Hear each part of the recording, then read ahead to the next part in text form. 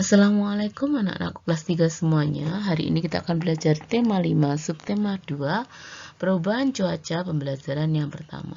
Sebelum kita mulai belajar, siapkan dulu buku dan alat tulis kalian. Sudah siap anak-anak? Kalau sudah siap, yuk kita awali dengan bacaan basmalah terlebih dahulu agar ilmu yang kita peroleh hari ini bisa bermanfaat untuk dunia dan akhirat kita. Yuk kita baca basmalah bersama-sama. Bismillahirrahmanirrahim. Pagi ini cuaca sangat cerah, matahari bersinar terang. Siti dan teman-teman berbaris mengikuti upacara bendera. Saat istirahat, cuaca berawan.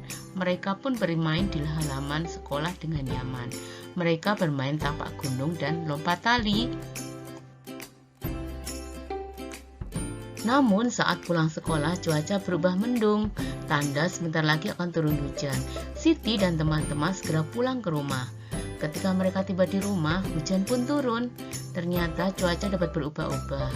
Nah, anak-anak coba ya amati cuaca di sekitar tempat tinggalmu. Apakah cuacanya juga berubah-ubah? Iya, memang. Kadang-kadang ketika pagi cuaca cerah.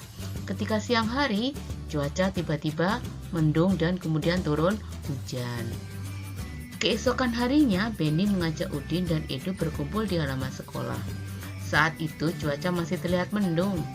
Banyak genangan air terlihat di halaman sekolah. Benny dan teman-teman memilih istirahat di bawah pohon. Mereka bercakap-cakap tentang cuaca kemarin. Ini dia percakapan antara Benny, Udin, dan Edo. Yuk kita simak anak-anak percakapan mereka. Apakah kemarin kalian kehujanan? Mengapa tiba-tiba hujan ya? Padahal pagi hari cuaca terlihat cerah. Saya tidak kehujanan, cuaca memang terlihat berubah-ubah sejak pagi. Apa kamu memperhatikan hal itu, Udin? Kata Edo. Iya, Edo, pagi hari cuaca cerah. Namun saat istirahat cuaca berawan. Siang hari cuaca berubah mendung, lalu turun hujan. Nah, ini dia percakapan antara Benny, Udin, dan Edo anak-anak.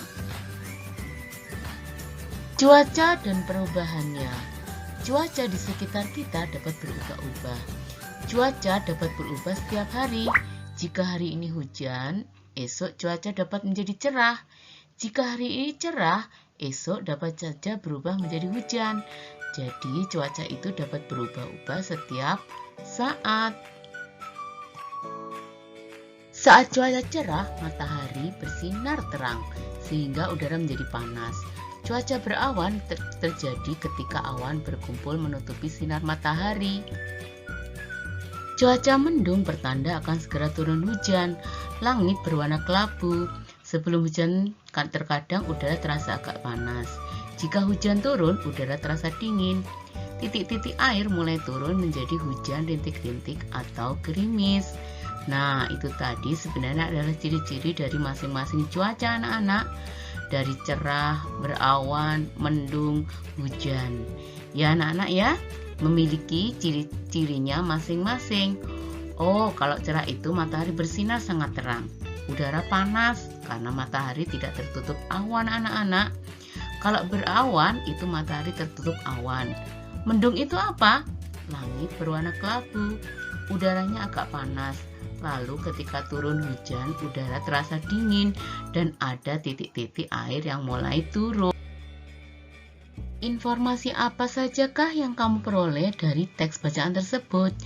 Ayo anak-anak, dari bacaan tersebut di atas tadi, informasi apa saja yang dapat kita peroleh? Informasi tentang cuaca yang kita peroleh dari bacaan tersebut adalah yang pertama, cuaca dapat berubah setiap hari.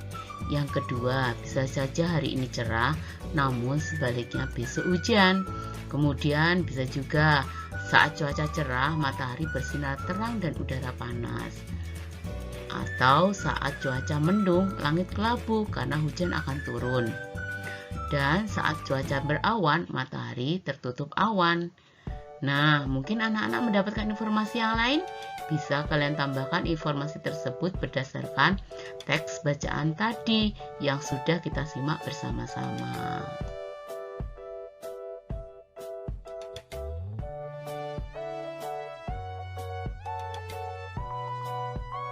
Hari ini adalah hari Minggu. Saat sore hari cuaca berawan dan udara terasa sejuk. Dayu mengajak teman-temannya ke balai desa. Dayu mengajak mereka untuk beraktivitas di luar rumah. Dayu, Siti, dan Lani akan belajar menari. Sementara Beni, Udin, dan Edo mau bermain bola di lapangan. Sebelum beraktivitas, Dayu mengajak mereka untuk menikmati buah melon yang dibawanya. Nah, di sini Dayu dan teman-temannya akan menikmati buah melon. Wah, besar sekali melon yang kamu bawa. Terima kasih Dayu. Terima kasih kembali Edo, paman yang membawakan kepada kami. Beliau baru saja panen buah melon. Bagaimana cara kita membagi buah melon ini? Saya tahu. Apakah kalian masih ingat pelajaran tentang pecahan? Kita memotong buah melon dengan cara itu. Iya, kamu betul. Mari kita memotong buah melon itu. Lalu mereka memotong buah melon itu, anak-anak. Beni mengambil satu buah melon. Nah, ini seumpamanya buah melon ya anak-anak ya. Melon itu sudah dipotong-potong oleh Dayu di rumah. Beni lalu menghitung potongan melon tersebut. Melon yang pertama telah dipotong menjadi 8 bagian sama besar. Dalam bentuk nilai pecahannya, bagian itu dilambangkan dengan 1/8. Jadi anak-anak, setiap satu bagian potongan ini, itu nilai pecahannya adalah 1/8.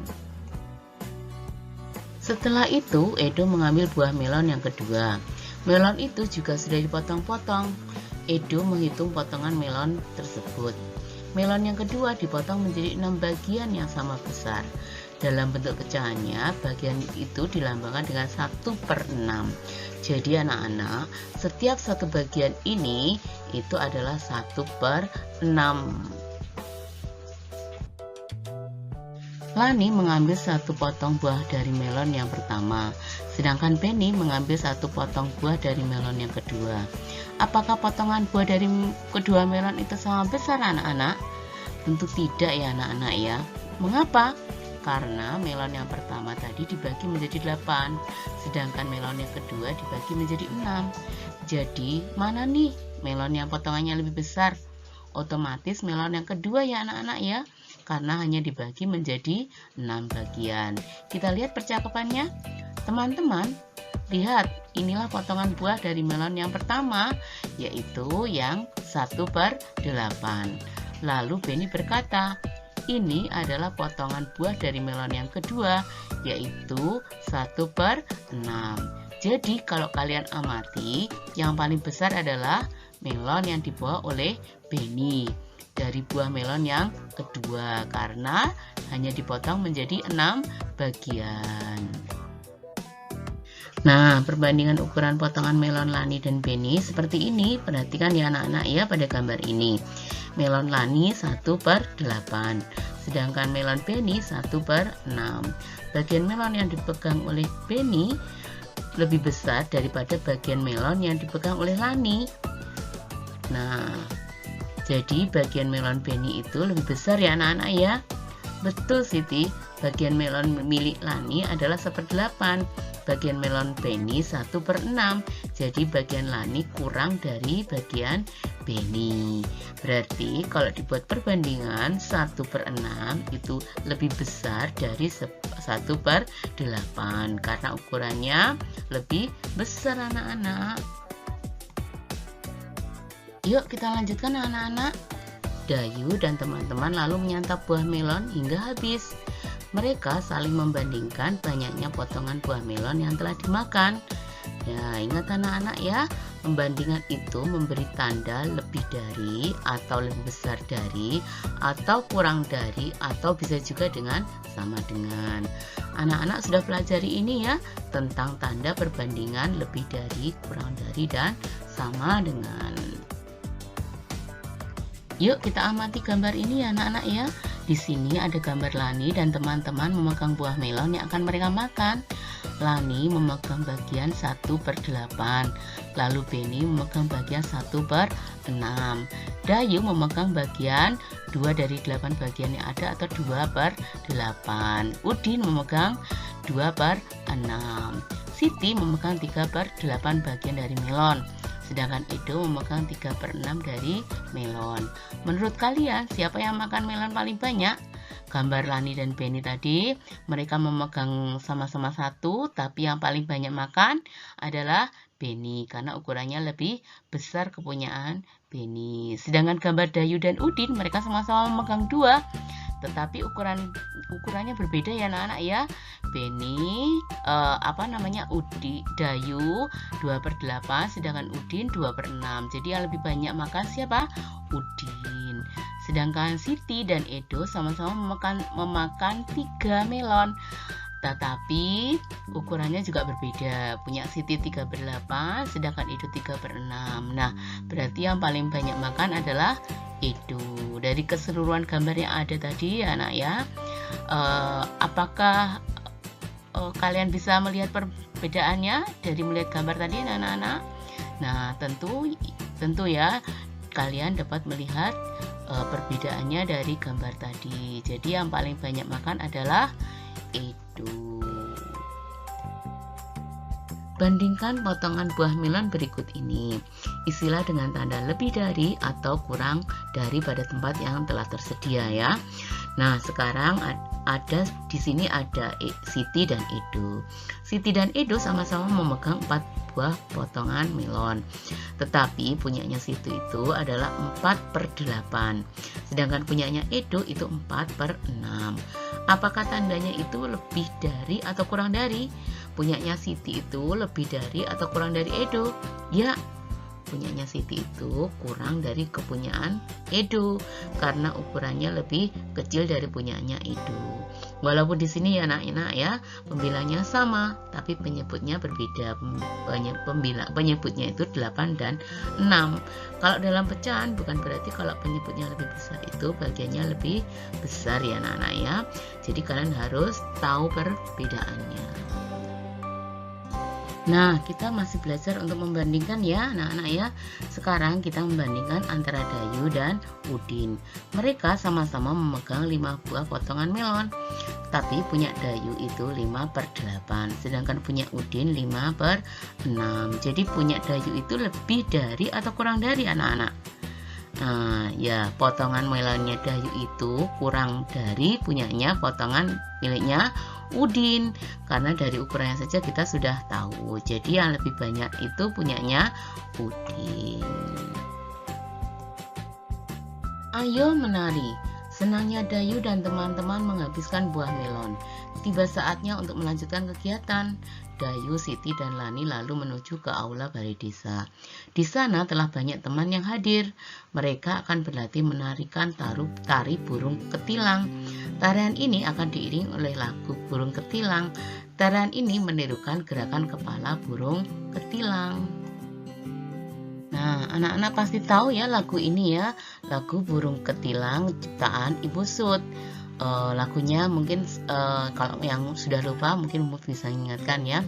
Di sini gini, di pucuk pohon cempaka burung ketilang berbunyi, bersiul-siul sepanjang hari dengan tak jemu-jemu, mengangguk-angguk sambil berseru trilili-lili-lili, sambil berlompat-lompatan, paruhnya selalu terbuka, digeleng-gelengkan kepalanya menentang langit biru.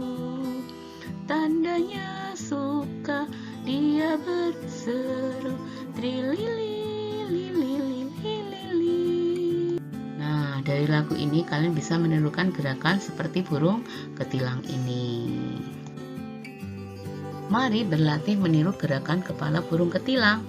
Kita berlatih tanpa diiringi lagu burung ketilang dulu ya. Jadi kalian nanti berlatihnya tanpa diiringi lagu dulu ya. Kalian nanti kalau sudah bisa, insya Allah nanti di pembelajaran yang ketiga nanti kalian bisa diiringi dengan lagu burung kutilang. Gerakan yang pertama yaitu gerakan kepala miring ke kiri 1 kali, kemudian kembali ke tengah. Gerakan kepala miring ke kanan 1 kali, kembali ke tengah. Jadi gerakannya miring ke kiri, terus lurus ke kanan, lurus. Nah, itu gerakan yang pertama, dan itu gerakan ini diulangi sebanyak 8 hitungan dengan lambat. Gerakan selanjutnya adalah gerakan menganggukkan kepala. Mengangguk-angguk sambil berseru, trilili, lili, lili, lili. Nah, itu ulangi sebanyak 4 hitungan, atau tepatnya sesuai dengan lagu tadi ya. Nah, gerakan berikutnya adalah kepala menoleh ke kiri 1 kali, lalu ke tengah. Kepala menoleh ke kanan 1 kali, lalu ke tengah. Nah, gerakan ini secara bergantian, ulangi gerakan ini sebanyak 8 hitungan dengan cepat. Nah, ketika latihan ini, letakkan tangan di pinggang saat berlatih menari ya. Jadi lakukan gerakan ini berulang-ulang dan berurutan sehingga sampai kalian semuanya ingat ya. Nah, kalian coba ya anak-anak ya, gerakan tadi dari yang pertama sampai yang ketiga. Ulangi berkali-kali sampai kalian nanti hafal, dan nanti untuk waktu ketika pembelajaran yang ketiga, kalian nanti sudah bisa diiringi dengan lagunya. Nah, demikian ya pembelajaran hari ini anak-anak ya. Untuk tugasnya, tuliskan informasi tentang cuaca yang kalian cari pada bacaan yang telah kita pelajari hari ini ya. Sedangkan untuk yang menari, kalian hanya belajar sendiri dulu, tidak untuk dikirimkan kepada wali kelasnya. Kita akhiri pembelajaran hari ini dengan bacaan hamdalah. Alhamdulillahirabbil alamin. Selalu ingat 3M, menjaga jarak, mencuci tangan sesering mungkin, dan memakai masker. Wabillahi taufiq wal hidayah. Wassalamualaikum warahmatullahi wabarakatuh.